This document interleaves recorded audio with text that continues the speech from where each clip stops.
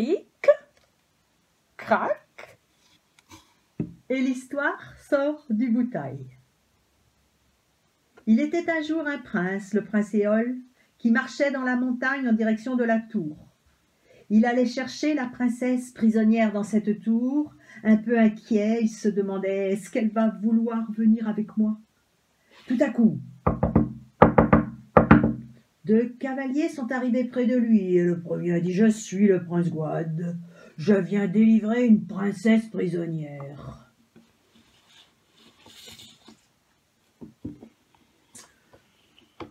« Moi, je suis le prince Nose. Je viens délivrer la princesse. »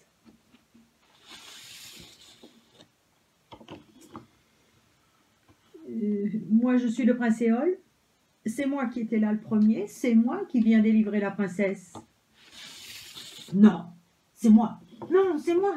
Non, c'est moi. Les 3 princes ont couru jusqu'à la tour en se disputant. Quand ils arrivent dans l'escalier tout essoufflés, ils voient la princesse devant son miroir en train de coiffer ses longs cheveux dorés. « Bonjour, princesse. Nous sommes tous les 3 venus vous délivrer. Vous pouvez choisir un de nous 3, s'il vous plaît. »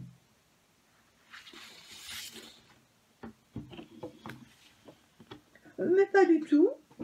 Je n'ai pas besoin d'un prince. Je suis très heureuse dans ma tour. » « On s'en va, alors. »« Ah non, non, non, non, non. Regardez ce que j'ai aperçu. Il y a des pièces d'or, là, contre le mur. »« J'ai une idée, a dit Nose. On va faire 3 lots, comme dans un tirage au sort, et on saura qui emmènera la princesse. »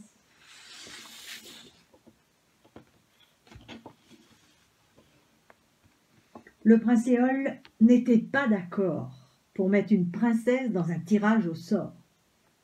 Mais la princesse lui a chuchoté à l'oreille. « Écoute, fais-moi confiance. Je serai le premier lot. Tu mettras les 5 d'or dans le 2e et les 3 clés qui sont à ma ceinture dans le 3e lot. »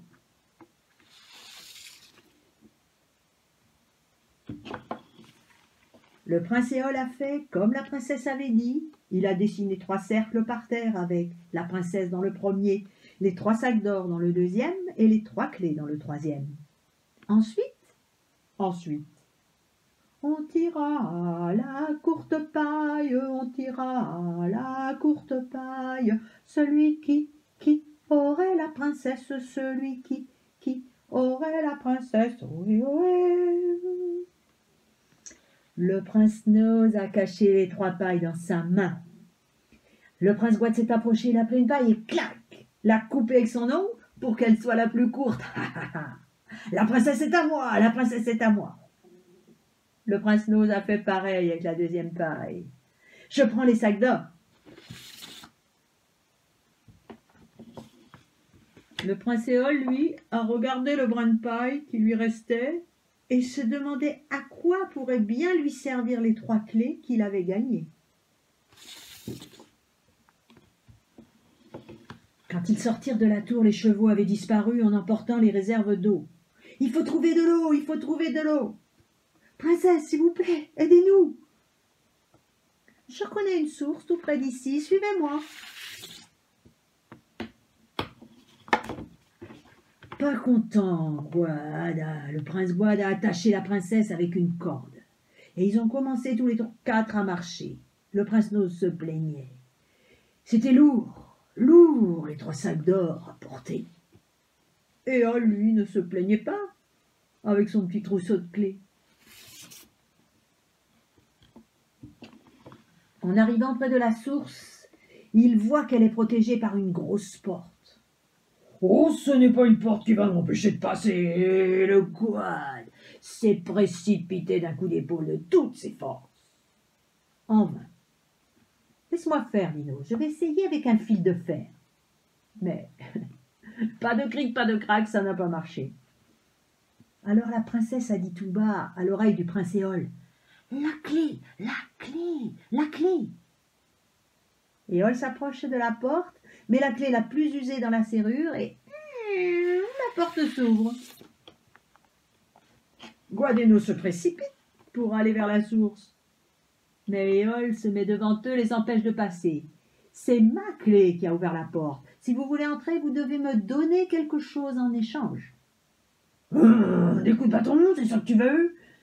Attendez, a dit Nose. Moi, je n'aime pas la violence. Hein. On a tous les deux quelque chose à donner, non? Moi, je lui donne un sac de pièces d'or.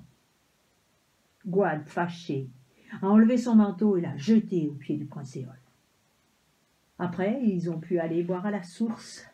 Ils avaient tellement soif.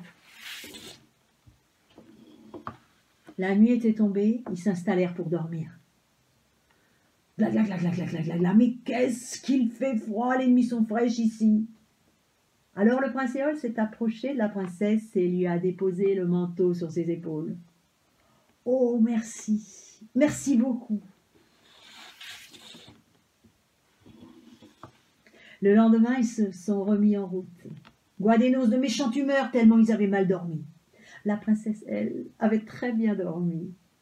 Venez, on va passer par la forêt. On sera bien ici.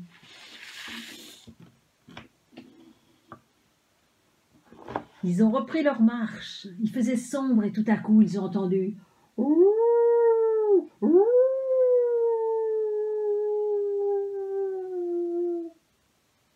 Mais qu'est-ce que c'est? Ça ressemble à des loups. Venez, je connais une cabane près du sentier. Vite, vite, vite, vite, vite. Ils ont couru jusqu'à la cabane, mais la porte était solidement fermée. Gouad et Nose essaient de l'ouvrir à leur tour en donnant des grands coups d'épaule. Ça ne marche pas. C'est le prince Éole qui sort la plus petite clé, l'introduit dans la serrure. Et la porte s'ouvre. Gouad et Nose se précipitent pour entrer, mais Éole les empêche de passer, leur dit « C'est ma clé qui a ouvert la porte, n'oubliez pas, si vous voulez entrer, il faut me donner quelque chose en échange. » Nose lui donne un deuxième sac d'or, en poussant des gros soupirs. Dit Gouad, mais les loups se rapprochent, alors Gouad enlève ses bottes et les donne à Éole. Vite, il referme la porte, il était temps. Éole s'approche de la princesse et lui donne les bottes. Princesse, j'ai vu que vous boitiez aujourd'hui. Vos chaussures sont très jolies, mais elles ne sont pas pratiques pour marcher. Oh, merci, merci beaucoup. Et tous se sont endormis en entendant gratter, gratter à la porte. Le lendemain, les loups étaient partis, ils ont pu reprendre leur marche. Mais que ce chemin est long, long, long, se plaint le prince Nose. Ma grogné Gouad, j'ai mal aux pieds à cause des épines. Au milieu des collines, une porte gigantesque leur barre le passage. Nose et Gouad se laissent tomber par terre de découragement. Ça y est, ça va recommencer. On va encore entendre. Si vous voulez entrer, il faut me donner quelque chose en échange. Alors vite ouvre la porte avec la troisième clé. Et n'en parlons plus. Par pitié, emmène la princesse, mais que ce cauchemar s'arrête. Éole a pris la troisième clé, l'a introduite dans la serrure et la porte s'est ouverte. De l'autre côté de la porte, il y avait un géant avec du poil dans les oreilles, des dents pointues et une énorme massue cloutée. Il les regardait d'un air méchant. Tiens donc, voyons qui vient me rendre visite aujourd'hui. Une damoiselle et 3 damoiseaux. Ne nous faites pas de mal. Non, je suis le gardien de la porte. Si vous voulez entrer, il faut me donner quelque chose en échange.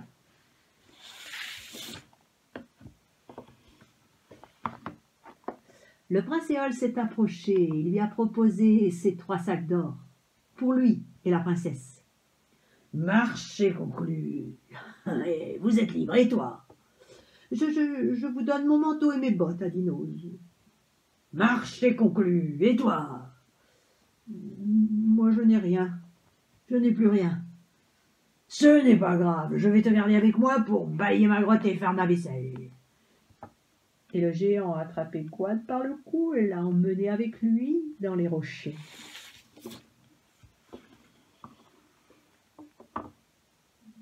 Le prince Éole s'est approché de la princesse lui a retiré la corde qui la retenait prisonnière, lui a rendu ses clés. Vous êtes libre de retourner dans votre tour à présent. Elle lui a souri. C'est que, depuis que je t'ai rencontré, je n'en ai plus du tout envie. Puis elle s'est jetée dans ses bras et l'a embrassé. Cric, crac. Et l'histoire entre dans le bouteille. C'est ainsi que se termine l'histoire de Comment séduire une princesse en 3 tours de clé. L'auteur est Éric Lhomme.